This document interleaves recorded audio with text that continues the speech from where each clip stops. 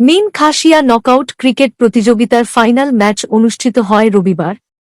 মিন খাসিয়ার উদ্যোগে গত ৭ ফেব্রুয়ারি থেকে আয়োজিত নকআউট ক্রিকেট প্রতিযোগিতার ফাইনাল ম্যাচ রবিবার হাইলাকান্দির তেলঘাটা খাসিয়া পুঞ্জি সংলগ্ন দুর্গিমারা ময়দানে অনুষ্ঠিত করা হয়।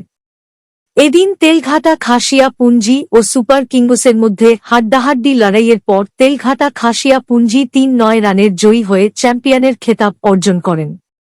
প্রতিযোগিতার শেষে বিজয়ী দলকে নগদ ৭,০০০ টাকা সহ ট্রফি ও রানার আপ দলকে ৪,০০০ টাকা সহ ট্রফি তুলে দেন আয়োজকরা। এদিন অগপর জেলা সভাপতি মুখ্য অতিথি হিসেবে উপস্থিত ছিলেন। এছাড়া রাজেন খাসিয়া, সাইনিং খাসিয়া, কিং খাসিয়া, মনোজিৎ কুর্মি ও দেবেন মাঝি সহ অন্যান্যরা উপস্থিত ছিলেন।